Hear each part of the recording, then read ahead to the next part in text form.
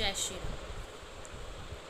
जब सृष्टि का आरंभ हुआ था तो उस समय भगवान महाविष्णु के नाभि से एक कमल उत्पन्न हुआ था, जिसपे भगवान ब्रह्मदेव बैठे हुए थे, विराजमान थे। और भगवान ब्रह्मदेव ने जब अपने चारों ओर तरफ देखा, चारों ओर देखा कि सब जगह अंधकार है, तो भगवान ब्रह्मदेव के मुख से जो पहला शब्द निकला वह था ओम का। भगवान ब्रह्मदेव ने जो पहला शब्द उच्चारण किया अपने मुख से, उसे कहा गया ओम। और उसी ओम को जब उच्चारण करा भगवान ब्रह्मदेव ने अपने मुख से, उससे जो चारों तरफ जो अंधकार था वह समाप्त हुआ और वही प्रकाश पुंज भगवान सूर्यदेव के प्रति कहलाए। वही कहलाए भगवान सूर्यदेव, जिस उनके प्रकट होने से चारों तरफ जो अंधकार समाप्त हुआ वह थे भगवान सूर्यदेव।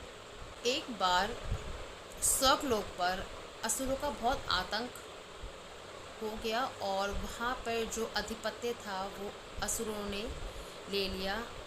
इंद्र पद से राजा को हटना पड़ा और वहाँ के जो राजा कहलाए वो कहलाए असुर।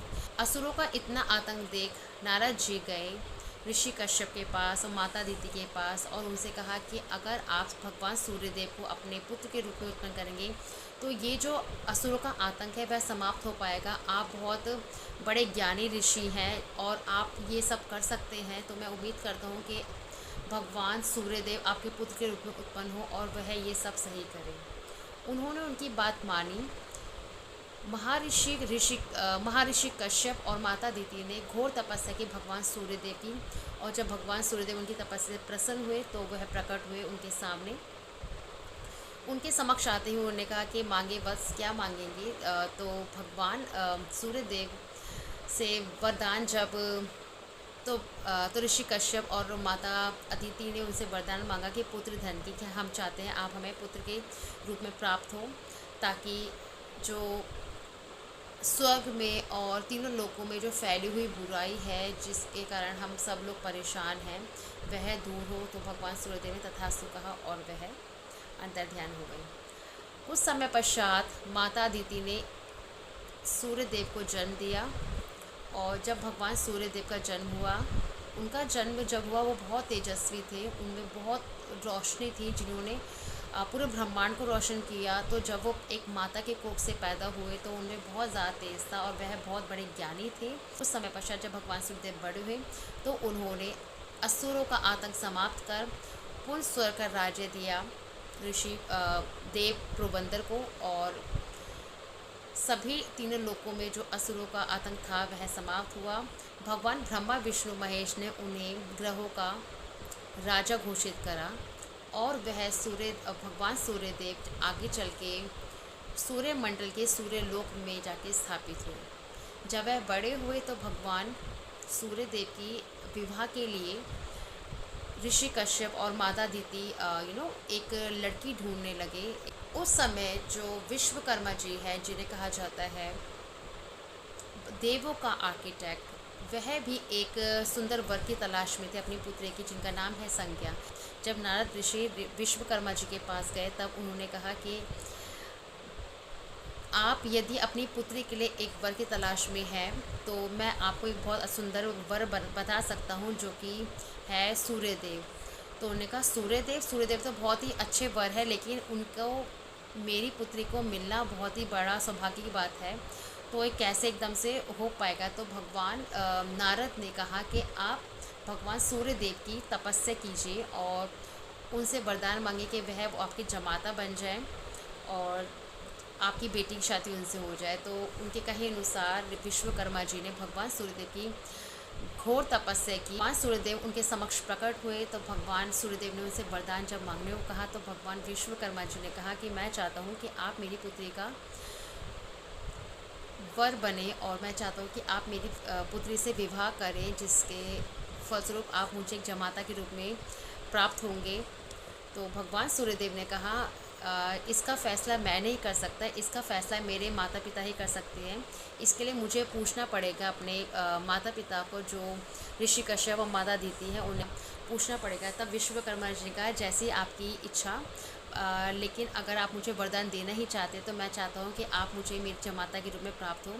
भगवान सूर्यदेव ने उन्हें आशीर्वाद दिया। जब विश्वकर्मा जी अपनी बेटी का विवाह के प्रस्ताव ऋषि कश्यप माता दीदी के पास गए, तब उन्होंने बहुत खुशी से उनकी पुत्री संज्ञा को अपने पुत्र के लिए स्वीकार करा और आगे चल के भगवान सूर्यदेव और माता संज्ञा का विवाह हुआ।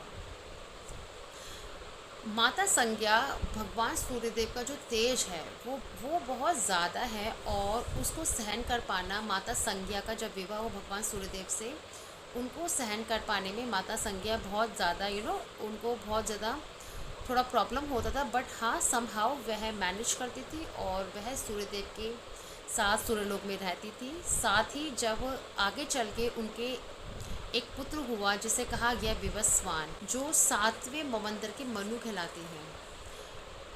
उसके बाद भगवान सूर्यदेव और माता संज्ञा को जुड़वा पुत्र और पुत्री हुए जो कहलाया यम और यमी, यानी भगवान धर्मराज यमराज जी और माता यमुना। भगवान यमराज को जो कार्य दिया गया भगवान विष्णु के द्वारा वह था धर्मराज का, यानी जो मृत्यु के पश्चात जो भी मनुष्य होता है उसको उसके व्यवहार के अनुसार उसे स्वर्ग और नरक की प्राप्ति कराना। भगवान यमराज जो होते हैं वो बहुत ज़्यादा उनका जो कार्य होता है बहुत ज़्यादा बड़ा कार्य है जो कि भगवान विष्णु के द्वारा दिया गया था, वह कहलाए धर्मराज।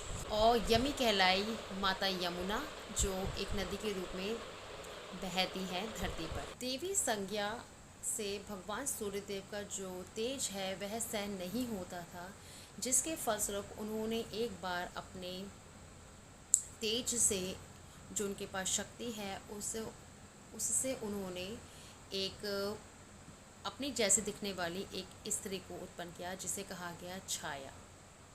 और वह भगवान सूर्यदेव से दूर अपने पिता के घर चली गई, भगवान विश्वकर्मा जी के पास, और वहाँ एक जगह जाकर पहाड़ों में जाकर एक घोड़ी के रूप में भगवान सूर्यदेव की आराधना में करने लगी। और वह केवल पत्ते घास खाकर ही जीवन व्यतीत करती थी, घोड़ी के रूप में होने के नाते। तो छाया माता और भगवान सूर्यदेव सूर्यलोक में ही रहने लगे, क्योंकि भगवान सूर्यदेव को कुछ नहीं पता था छाया माता है या संज्ञा माता है, वो इस चीज़ से अनजान थे। देवी छाया ने सूर्यदेव के एक पुत्र को जन्म दिया जिसे कहा गया सवर्णी मनु। सवर्णी मनु भगवान सूर्यदेव और माता छाया के पहले पुत्र कहलाए और वह आज भी हिमालय गुफाओं में तपस्या कर रहे हैं और भी मनवंतर चल रहा है। उसके जो अभी मनवंतर चल रहा है, इसके बाद जो आने वाला मनवंतर है वह कहलाएंगे मनु उस मनवंतर की। तब तक वह उस तपस्या में लीन रहेंगे। सावर्णी मनु जो है भगवान सूर्यदेव और माता छाया के पुत्र।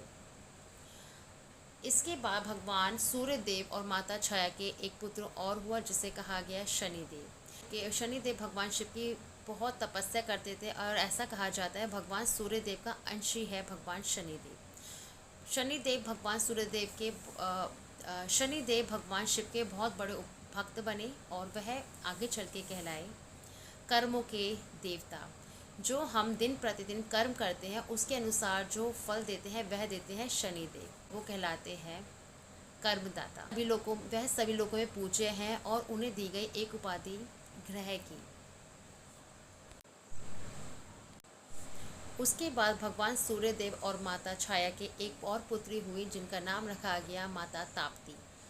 ताप्ती माता कहलाई नदी जो कि बहती है मध्य प्रदेश में और आगे जाके वह समाती है अरब सागर में। ताप्ती नदी में चारों ओर बने हुए हैं 7 कुंड। कार्तिक महीने में यहाँ लगता है एक मेला। ताप्ती नदी के पास बने हुए हैं 7 कुंड जहाँ लगता है कार्तिक महीने में मेला। भगवान सूर्यदेव और माता छाया की इसके बाद एक और पुत्री हुई जिसका नाम रखा गया भद्रा या वृष्टि। उनका व्यवहार बचपन से ही बहुत ज़्यादा गुस्से का रहता था, वह बहुत गुस्सैल थी।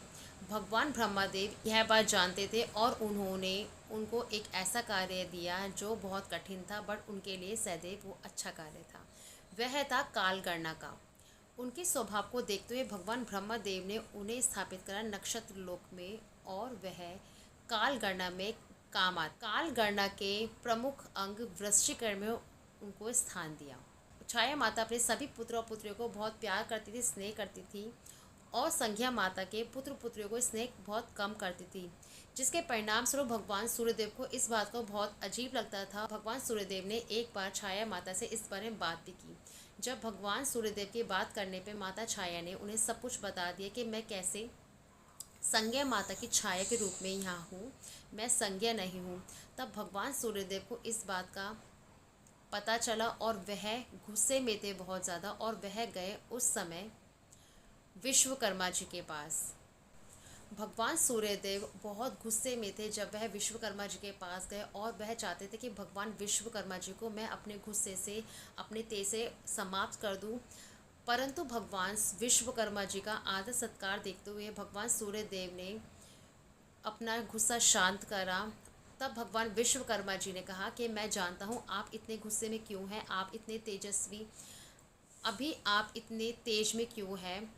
आप चाहे तो मैं आपके जो तेज है उसको नियंत्रण कर सकता हूँ, उसको शांत कर सकता हूँ। तो भगवान सूर्यदेव से प्रार्थना करने पर भगवान विश्वकर्मा ने उनके जो तेज है भगवान सूर्यदेव का, उसे 12 हिस्सों में विभक्त करा, 12 हिस्सों में बांट दिया, जो कहलाए 12 आदित्य। जो हमारे 33 कोटि देवी देवता हैं उनमें जो 12 आदित्य हैं वह है भगवान सूर्यदेव के 12 भाग। और यह 12 आदित्यों के नाम है धाता, आर्यमा, मित्र, वरुण, अंश, इंद्र, विवस्वान, पूषा, पर्जन्य, तवस्चा, और अंतिम है 12वें भगवान विष्णु। भगवान सूर्यदेव के वह भाग कहलाए, और वह थे सबसे छोटे, किंतु वह थे सबसे समृद्धशाली और सबसे ज़्यादा तेजस्वी। जैसे ही भगवान विश्वकर्मा जी ने भगवान सूर्यदेव के तेज को 12 भागों में विभाजित कर दिया, वह हो गए बहुत ज़्यादा रूपवान और बहुत ज़्यादा सर्वश्रेष्ठ। इसके बाद भगवान सूर्यदेव अपनी पत्नी को ढूंढने के लिए गए, जहाँ वह तपस्या में लीन थी उनकी। भगवान सूर्यदेव ने जैसे ही अपनी पत्नी संज्ञा को देखा एक घोड़ी के रूप में, तब भगवान सूर्यदेव एक घोड़े के रूप में वहीं रहने लगे अपनी पत्नी के साथ। और उस समय भगवान सूर्यदेव और माता संज्ञा के 2 पुत्र हुए जुड़वा, जिन्हें कहा गया अश्विनी कुमार।